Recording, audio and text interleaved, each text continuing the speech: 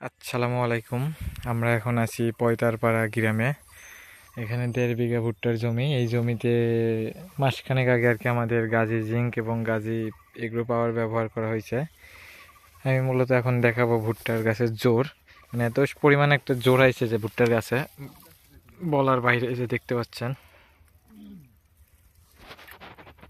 প্রতিটা গাছে আর কি এমন পর্যায়, প্রতিটা গাছ।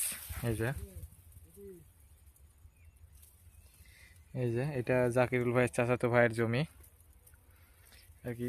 গাছে ক্যান এখনো আসে নাই, আসবে। প্রতিটা গাছে 2টা করে ক্যান দেখা যাচ্ছে। প্রতিটা গাছে সেম এরকম জোর দেখাচ্ছে যে প্রতিটা গাছে আর কি এরকম পর্যায়ে।